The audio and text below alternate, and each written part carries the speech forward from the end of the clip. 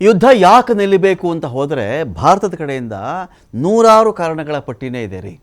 ಮಧ್ಯಪ್ರಾಚ್ಯ ಸಂಘರ್ಷ, ಯಾರು ಇರಾನ್ ಪರವಾಗಾದರೂ ಇರಲಿ, ಯಾರು ಇಸ್ರೇಲ್ ಪರವಾಗಾದರೂ ಇರಲಿ, ಯಾರು ಭಾವನೆಗಳ ಜೊತೆಯಲ್ಲಿ ರಾಜಕೀಯ ನಾಯಕರ ಅಭಿಪ್ರಾಯಗಳ ಆಧಾರದ ಮೇರೆಗೆ ಯಾರೇ ಭಾವನೆಗಳನ್ನು ರೂಪಿಸಿಕೊಂಡಿರಲಿ, ಅಭಿಪ್ರಾಯ ರೂಪಿಸಿಕೊಂಡಿರಲಿ, ಇಸ್ರೇಲ್ ಜೊತೆಗಾದರೂ ನಿಂತ್ಕೊಳ್ಳಿ, ಇರಾನ್ ಜೊತೆಗಾದರೂ ನಿಂತ್ಕೊಳ್ಳಿ, ಅದು ಬೇರೆ ವಿಚಾರ.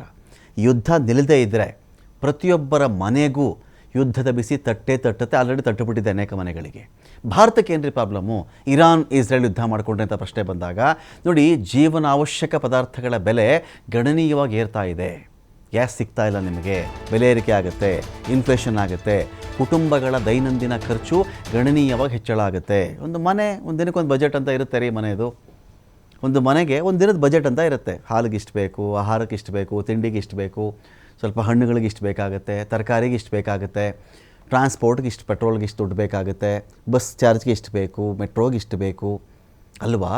ಸ್ಕೂಲ್ದೇನಾದರೂ ಫೀಸ್ ಇದ್ದರೆ ಅದನ್ನೊಂದು ಲೆಕ್ಕ ಹಾಕ್ತಾನೆ ಪ್ರತಿಯೊಬ್ಬ ಮನುಷ್ಯ. ಯಾರಿಗಾದರೂ ಸಾಲ ಕಟ್ಟಬೇಕಾದ್ರೆ, EMI ಕಟ್ಟಬೇಕಾದ್ರೆ, ಒಡವೆ ಒತ್ತೆ ಇಟ್ಟಿದ್ರೆ ಬೇಕಲ್ಲ, ಒಂದೊಂದು ಬಜೆಟ್ ಅಂತ ಇರುತ್ತಲ್ಲ, ಅವೆಲ್ಲವೂ ಗಣನೀಯವಾಗಿ ಹೆಚ್ಚಳ ಆಗಿಬಿಡುತ್ತೆ. ವಾರ್ ಯಾಕೆ ನಿಲ್ಲಬೇಕು ಅಂದರೆ, ಯಾರು ಇರಾನ್ ಪರವಾಗಾದರೂ ಇರಲಿ, ಇಸ್ರೇಲ್ ಪರವಾಗಾದರೂ ಇರಲಿ, ಲೆಬನಾನ್ ಅಂತಾದರೂ ಹೇಳಿ, ಅಮೆರಿಕ ಅಂತಾದರೂ ಹೇಳಿ, ಈ ಒಂದು ವಾರ್ ಇದೆಯಲ್ಲ ಪ್ರತಿಯೊಬ್ಬನ ಜೇಬು ಸುಡ್ತಾ ಇದೆ. ಪ್ರತಿಯೊಬ್ಬನ ಮನೆಗೆ ವಾರ್ ಬಂದಾಗಿದೆ. ಆಗಲೇ ಅಡುಗೆ ಮನೆಗೆ ಬಂದು ಯಾವುದೋ ಕಾಲ ಆಯಿತು. ಆಗಲೇ ದೈನಂದಿನ ಖರ್ಚಿದೆಯಲ್ಲ, ಡೈಲಿ ಖರ್ಚು ಮಾಡ್ತಿರ್ತಕ್ಕಂಥ ಪ್ರಮಾಣ ಅದು ಜಾಸ್ತಿ ಆಗ್ತಾಯಿದೆ. ಅಡುಗೆ ಸಾಮಗ್ರಿ, ಬಟ್ಟೆ, ಗೃಹೋಪಯೋಗಿ ವಸ್ತುಗಳ ಬೆಲೆ ಏರಿಕೆಯಾಗಿದೆ. ಇಲ್ಲಿ ನೇರವಾಗಿ ಬೆಲೆ ಹೆಚ್ಚಿಸುವ ಬದಲು ಪ್ಯಾಕೆಟ್ ಗಾತ್ರವನ್ನೇ ಕಡಿಮೆ ಮಾಡ್ತಾ ಇದ್ದಾರೆ ಇಲ್ಲಿ. ಅದು ಒಂದು ಟ್ರಿಕ್. ಅದು ನಿಮಗೇನಾಗುತ್ತೆ, ಸಪೋಸ್ ನೀವು ಒಂದು ಬಿಸ್ಕೆಟ್ ಪ್ಯಾಕೆಟ್ ತೊಗೊಳ್ತಾ ಇರ್ತೀರಾ, 10 ರೂಪಾಯಿ ಇರುತ್ತೆ ಅಂದ್ಕೊಳ್ಳಿ ಆ ಬಿಸ್ಕೆಟ್ ಪ್ಯಾಕೆಟು. 10 ಬಿಸ್ಕೆಟ್ ಅದರಲ್ಲಿ ಇರಬಹುದು, 10 ರೂಪಾಯಿ. ಅದೇ ಬಿಸ್ಕೆಟ್ ಪ್ಯಾಕೆಟನ್ನು ನಿಮಗೆ 12 ರೂಪಾಯಿಗೆ ಮಾಡಿಬಿಟ್ರೆ ನಿಮಗೆ ಸಿಟ್ಟು ಬಂದುಬಿಡುತ್ತೆ. ಏನು ರೀ 2 ರೂಪಾಯಿ ಜಾಸ್ತಿ ಮಾಡಿದ್ದೀರಿ ಬಿಸ್ಕೆಟ್ಗೆ, ನೆನೆ ತೊಗೊಂಡೋಗಿದ್ದೀನಿ ನಾನು ಅಂತ. ಅವಾಗ ಏನು ಮಾಡ್ತಾರೆ, ಆ ಬಿಸ್ಕೆಟ್ ಪ್ಯಾಕೆಟ್ ಇರುತ್ತಲ್ಲ, ಆ ಪ್ಯಾಕೆಟ್ನ ಗಾತ್ರವನ್ನೇ ಕಡಿಮೆ ಮಾಡ್ತಾರೆ.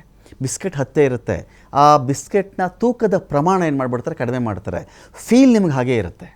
ಬಿಸ್ಕೆಟ್ ತೊಗೊಂಡು 10 ರೂಪಾಯಿ ಕೊಟ್ಟಿದ್ರೆ ಆಯಿತು ಅಂತ ಕೇಳ್ತಾರೆ. ಏನೋ ಸ್ವಲ್ಪ ಕಡಿಮೆ ಆಗಿದೆಯಾ ಅಂತ ಕೆಲವು ಅನುಮಾನ ಬರಬಹುದು. ಆದರೆ 10 ರೂಪಾಯಿ ಇರುತ್ತಲ್ಲ, ನಿಮಗೆ ಸಮಸ್ಯೆ ಆಗಲ್ಲ. ವಾಸ್ತವವಾಗಿ ಅವನು 10 ರೂಪಾಯಿ ಬಿಸ್ಕೆಟ್ ಅದರಲ್ಲಿ ಇಟ್ಟಿರಲ್ಲ, 8 ರೂಪಾಯಿ ಬಿಸ್ಕೆಟ್ ಇಟ್ಟಿರ್ತಾನೆ ಅವನು. ಸೊ ಈ ರೀತಿ ಕೂಡ ಒಂದಷ್ಟು ತಂತ್ರಗಳು ನಡೀತಾ ಇದೆ ಇಲ್ಲಿ. ಖಾದ್ಯ ಎಣ್ಣೆಗಳ ಬೆಲೆ ಈಗಾಗಲೇ 7% ಜಾಸ್ತಿ ಆಗಿದೆ. 100 ರೂಪಾಯಿಗೆ ನಾನು ಲೀಟ್ರ್ ತೊಗೊಂಡಿದ್ದೆ ಅಂದರೆ 107 ರೂಪಾಯಿ ಆಗಿರುತ್ತದು ಅಂತ. ಭಾರತ ಸುಮಾರು 57% ಖಾದ್ಯ ಎಣ್ಣೆ ಆಮದು ಮೇಲೆ ಅವಲಂಬಿತ. ಭಾರತಕ್ಕೆ ಖಾದ್ಯ ಅಂದರೆ ತಿನ್ನುವಂತಹ ಅಡುಗೆ ಎಣ್ಣೆಗಳು ಅದಿದೆಯಲ್ಲ, 57% ಭಾರತಕ್ಕೆ ಬೇಕಿರತಕ್ಕಂಥ ಅಡುಗೆ ಎಣ್ಣೆ ಬರೋದು ಬೇರೆ ದೇಶಗಳಿಂದ ಅಂತ.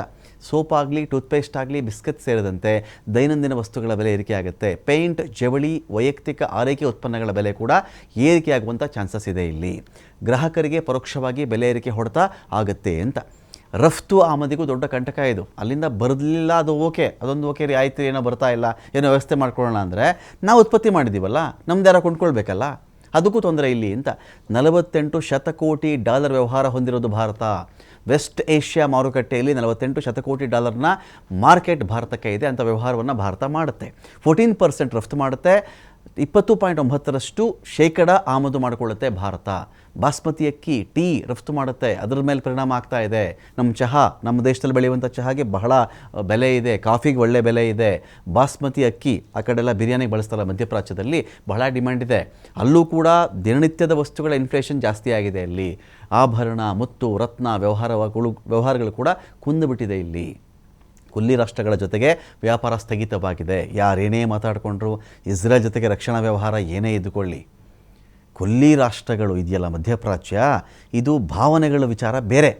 ವ್ಯವಹಾರ, ಊಟ, ವ್ಯಾಪಾರ, ಅನ್ನ, ಪೆಟ್ರೋಲ್, ಡೀಸೆಲ್, ಗ್ಯಾಸ್ ರೀ, ಅವರ ಕೊಲ್ಲಿ ರಾಷ್ಟ್ರಗಳ್ರಿ, ಮುಸ್ಲಿಂ ರಾಷ್ಟ್ರಗಳ್ರಿ, ನಮಗೇನವ್ರು ತೈಲ ಬೇಡ, ನಮಗೇನವ್ರು ಗ್ಯಾಸ್ ಬೇಡ ಅಂತ ಭಾರತ ಹೇಳೋಕ್ಕಾಗಲ್ಲ. ಅವ್ರ ವ್ಯಾಪಾರನೇ ಬೇಡ ರೀ, ನಾವು ಅಕ್ಕಿ ಏನು ಕೊಡಲ್ಲ ಅಂತ ನಾವು ಹೇಳೋಕ್ಕಾಗಲ್ಲ. ನಮ್ಮ ರೈತರು ಎಲ್ಲಿಗೆ ಹೋಗಬೇಕು, ನಮ್ಮ ಬೆಳೆಗಳು ಏನಾಗಬೇಕು ಅಂತ ಪ್ರಶ್ನೆ ಬರುತ್ತೆ ಇಲ್ಲಿ. 90% ಅನೌಪಚಾರಿಕ ಕಾರ್ಮಿಕರಿಗೆ ಹೊಡೆತ ಆಗುತ್ತಿದ್ದು. ಏನಾಗುತ್ತೆ ನಿಮಗೆ, ಸಂಘಟಿತ ಅಸಂಘಟಿತ ಅಂತ ಕಾರ್ಮಿಕರಿದ್ದಾರಲ್ಲ, ಅಸಂಘಟಿತ ವಲಯದ ಕಾರ್ಮಿಕರು ಏನು ಮಾಡ್ತಾರೆ, ದಾರಿ ಇಲ್ಲ ಅವ್ರಿಗೆ. ಕೊಲ್ಲಿ ದೇಶಗಳ ಯುದ್ಧದಿಂದ ವ್ಯಾಪಾರ, ರಫ್ತು ಆಮದು ದೊಡ್ಡ ಮಟ್ಟದಲ್ಲಿ ಸ್ಥಗಿತವಾಗಿ ಭಾರತದಲ್ಲೂ ಕೂಡ ದೊಡ್ಡ ಮಟ್ಟದ ಪ್ರಾಬ್ಲಮ್ ಕ್ರಿಯೇಟ್ ಆಗ್ತಾ ಇದೆ.